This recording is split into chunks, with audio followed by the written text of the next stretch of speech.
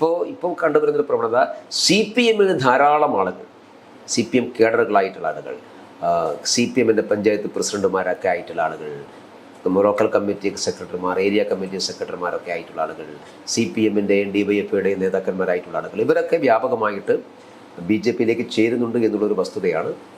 തങ്ങൾ ചോദിച്ചതുപോലെ വലിയ വലിയ നേതാക്കന്മാർ ഒരുപക്ഷെ വരുന്നില്ല. പക്ഷേ ഈ തെരഞ്ഞെടുപ്പ് കഴിഞ്ഞാൽ അവരും വരും. കാരണം അവർക്കൊരു വിശ്വാസമാണല്ലോ. ആ വിശ്വാസത വന്നാൽ അവരും വരും. ഈ CPM BJP അന്തർധാര ഉണ്ടെന്ന് പറയുന്നത് സത്യമാണോ? ഞങ്ങൾക്കൊരു പാർട്ടിയുമായിട്ടും അന്തർധാരയില്ല.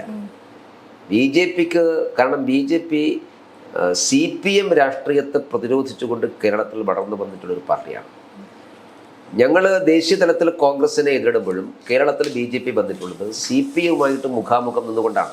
ഞങ്ങളുടെ രാഷ്ട്രീയ പ്രവർത്തനത്തെ ഒരു കാരണവശാലും അംഗീകരിക്കില്ല എന്ന് പറയുന്ന പാർട്ടിയാണ് CPM.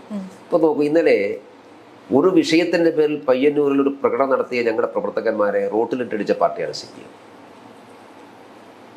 ഏത് വിഷയമുണ്ടായാലും ഈ നാട്ടിൽ ആർക്കും പ്രകടനം നടത്താൻ സ്വാതന്ത്ര്യമുണ്ട്. ഒരു പ്രകോപനം ഉണ്ടായിട്ടില്ല. ഒരു പ്രകോപനമില്ലാത്തൊരു പ്രകടനം നടത്തിയാൽ അടി വാങ്ങി വെക്കുന്ന പാർട്ടിയാണ് BJP. ആ BJP-യും CPM തമ്മിൽ അന്തർധാരയുണ്ട് എന്ന് പറയുന്നത് എന്ത് യുക്തിയാണുള്ളത്? ഞങ്ങൾ ഓരോ സ്ഥലത്തും CPM-ആയിട്ട് മുഖാമുഖം നിൽക്കുകയാണ്. CPM-ന്ന് BJP-യിലേക്ക് ആളുകളെ കൊണ്ടുവരികയാണ് ഞങ്ങൾ. അതാണ് ഞങ്ങൾ ചെയ്യുന്നത്.